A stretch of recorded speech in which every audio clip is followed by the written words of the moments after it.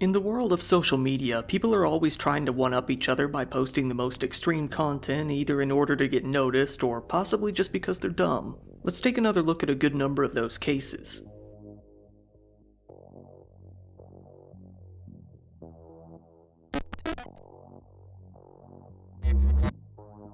Now, we've gone over some chaotic influencer-related cases on this channel before, and if you want to see that one, I'll be linking down to the original video below, but you don't really need to see that one to understand this one.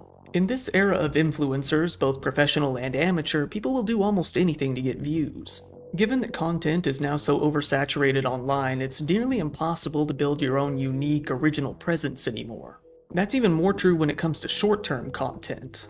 When people only watch the video for a mere few seconds and then skip to the next one, that only gives people just a moment to build up their own individual, recognizable presence.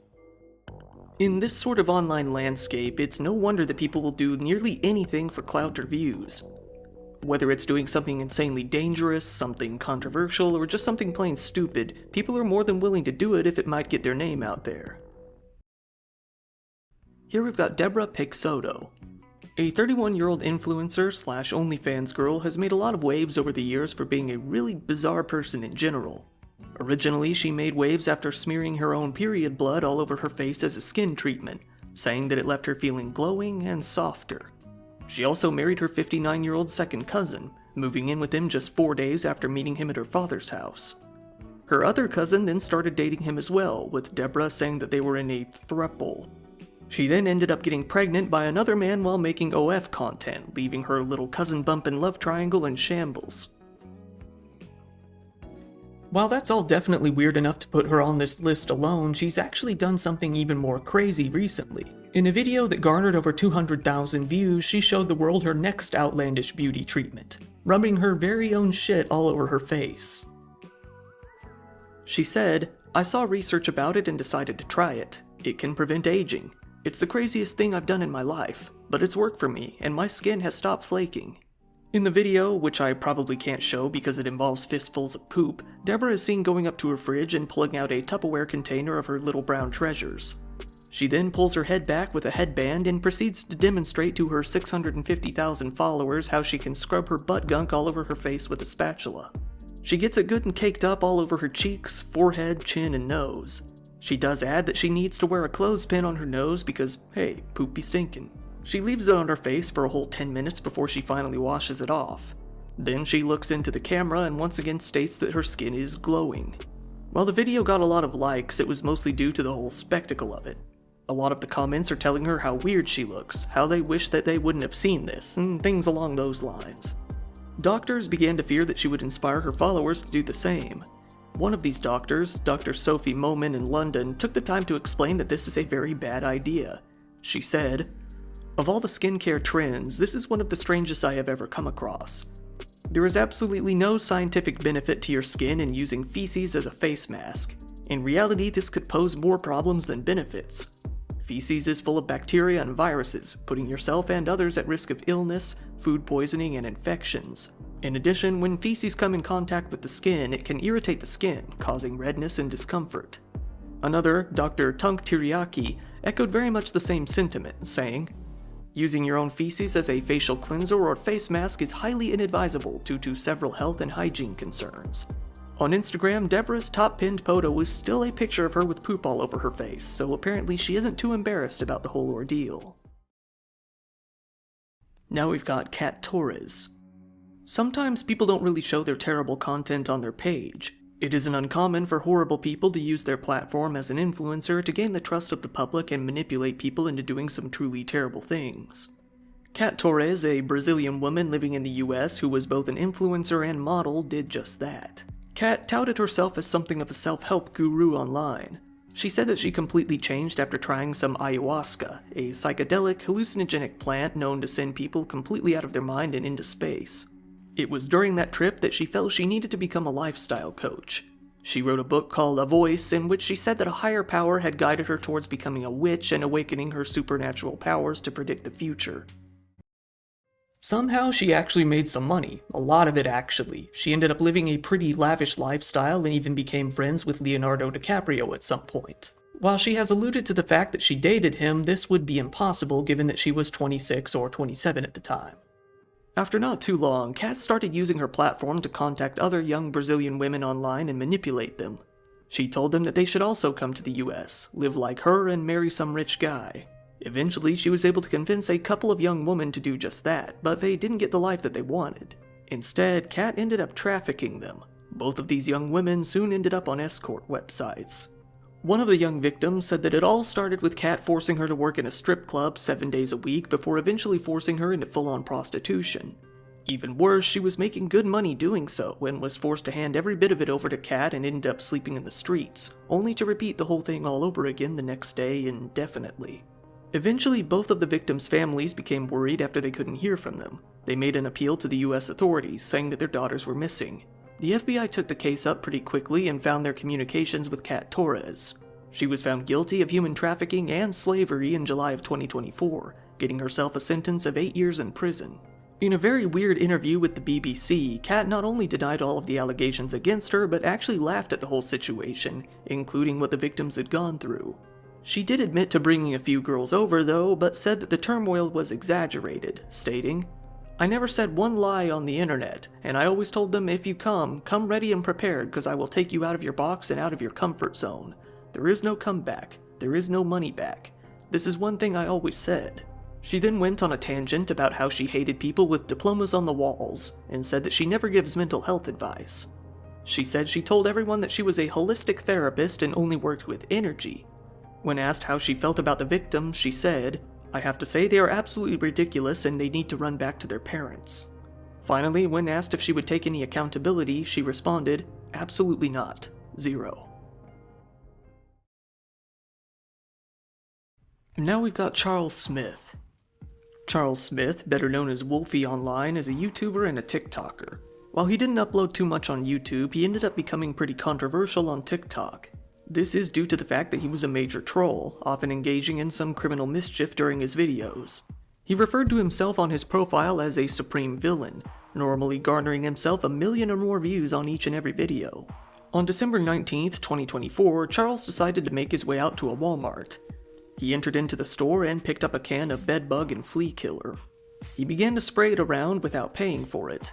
He made his way over to the produce section and started dousing all the fruits and vegetables in bug spray. After he made his way out of the produce, he even sprayed it onto some rotisserie chicken.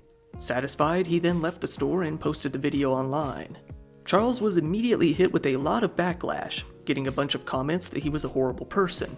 Not only that, but they reminded him how illegal that act actually was. In a panic, Charles decided to pretend that the whole thing was only a joke. He ran back into the Walmart and started filming himself throwing all of the contaminated items into a shopping cart.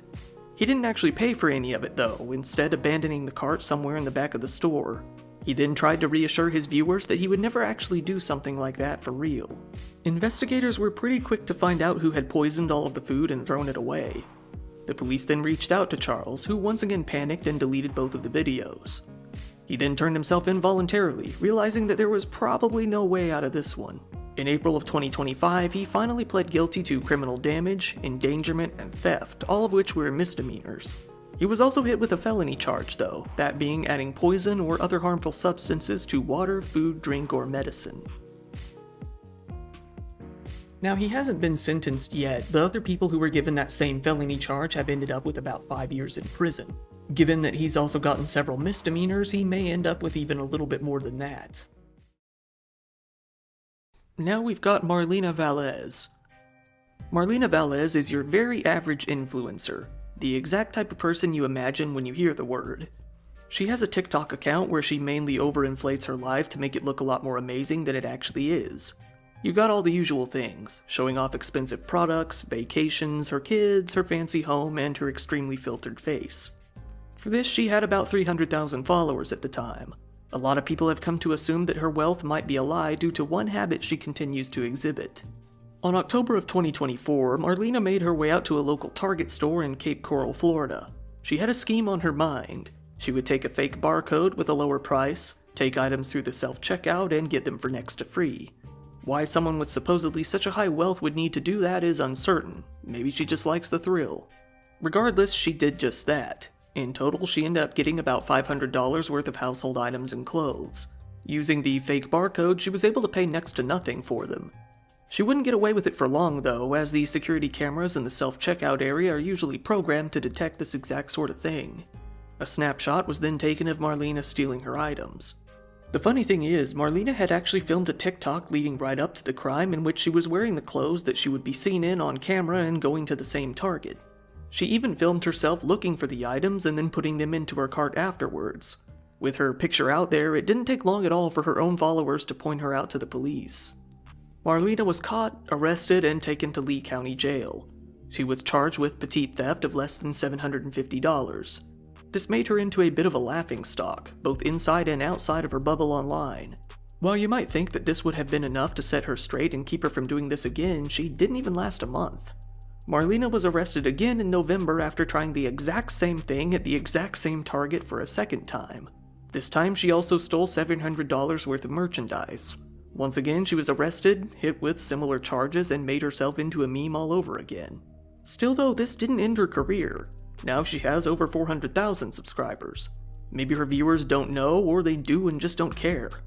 It's also possible that a lot of these subscribers are people who are following her to see the next crime play out in real time. It's hard to say. And here we've got Armando Fogasa.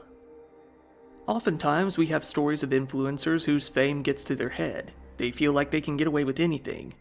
Armando Fogasa is a 37-year-old living in South Beach who originally came from Brazil. He works as both a personal trainer and a fitness influencer. In doing so, he's gotten himself several 100,000 followers on Instagram alone. He's known for workout tips, spicy pictures of himself, and putting his strength to use by crushing watermelons and bending pans.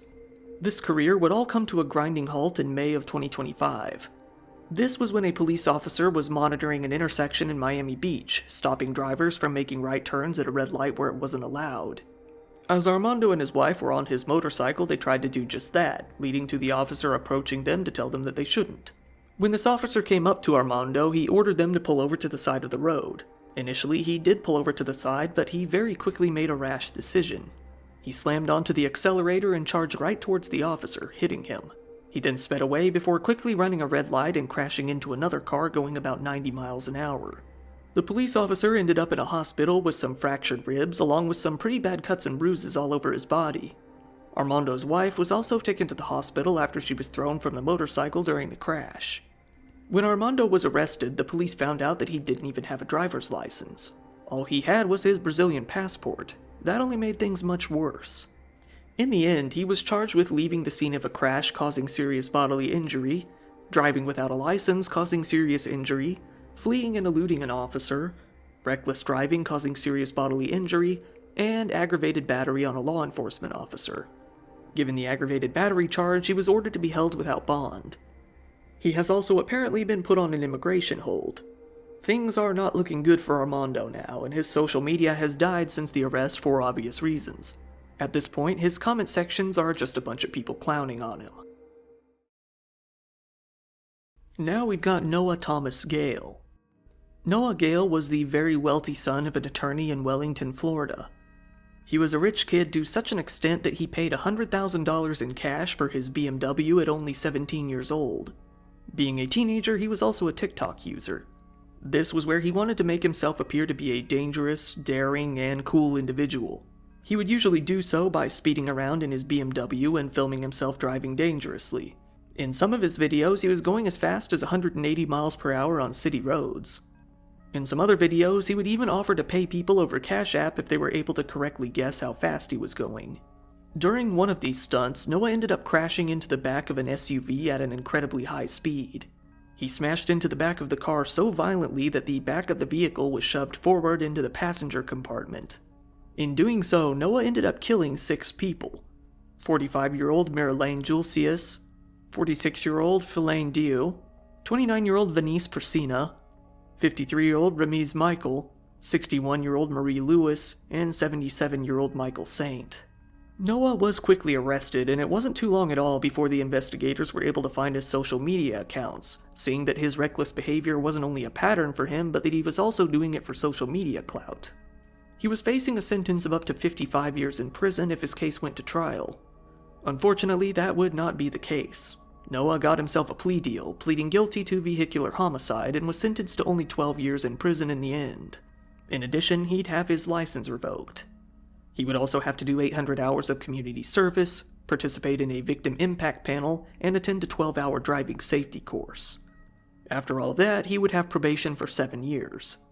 Before going to prison, he would also have to post a video to social media owning up to his situation and advocating for safe driving. Even with all of this though, most people felt that it was still a very light sentence given the fact that he had just killed 6 people. While he may have not intentionally killed them, he did intentionally set out to do some reckless driving which he knew could very well kill people. This is a guy named Thanacorn Canthy. A 21-year-old influencer in Thailand, known as Black Leicester Online, real name Thanacorn, was known for coming up with some funny rap songs that would entice people into buying his products.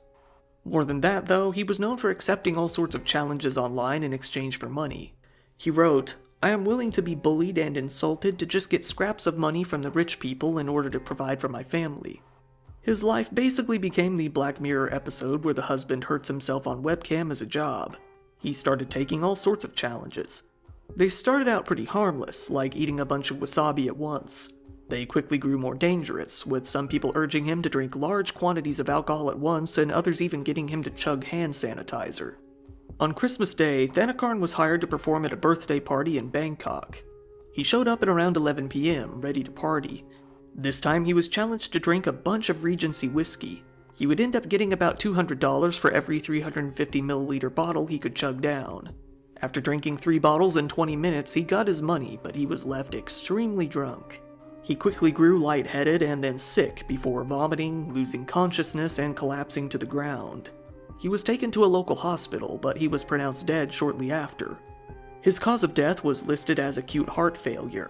His body could no longer keep up with all of these challenges. The Thai police actually came to arrest 2 other influencers that had been to the party that night, marking them as the ones who had dared Thanacorn to drink.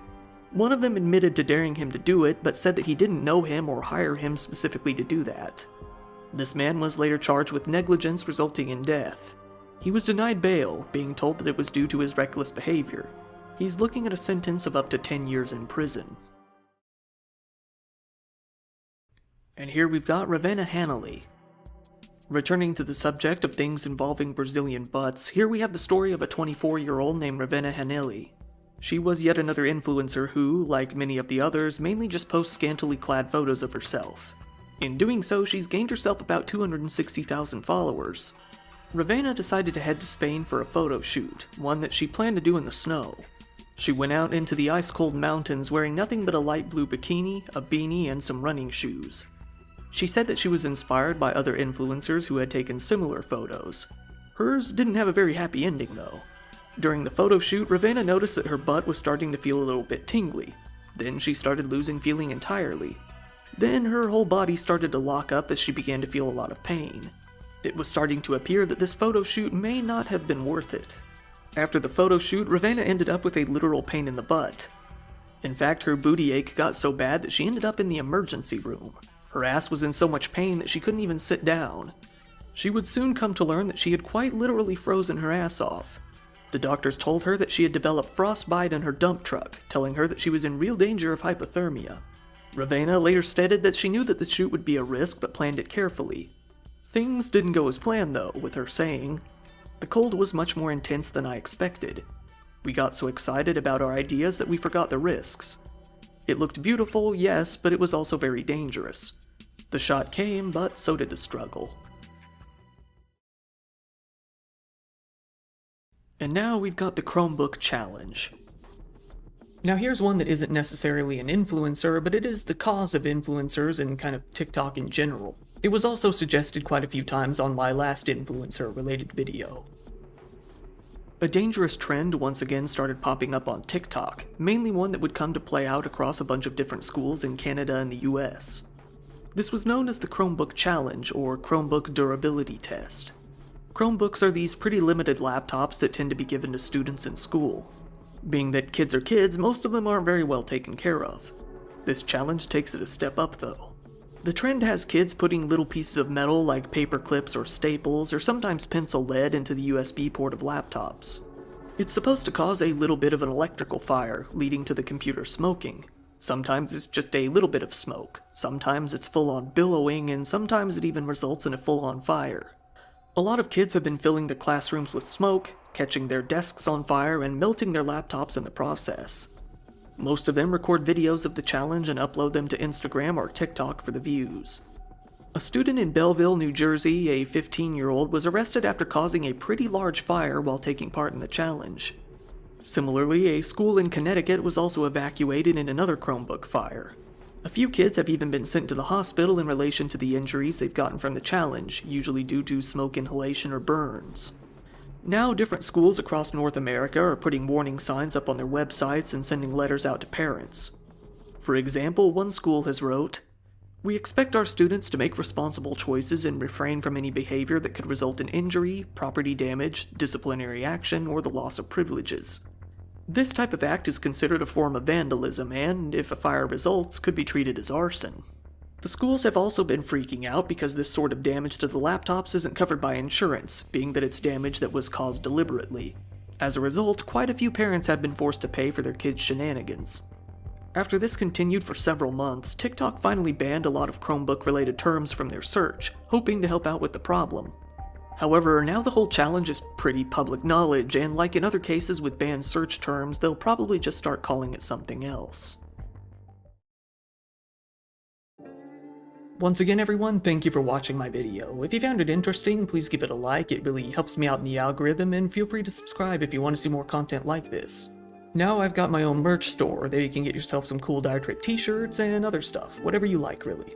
If you want, go ahead and follow me on social media. If you need to get a hold of me, that's really the only way to do it. I also really appreciate when people subscribe to my Patreon, there you can get videos early, ad-free, and uncensored. Channel memberships are up too, and you can get the same benefits there as well. Once again, this has been your host Kyle, thank you, and good night.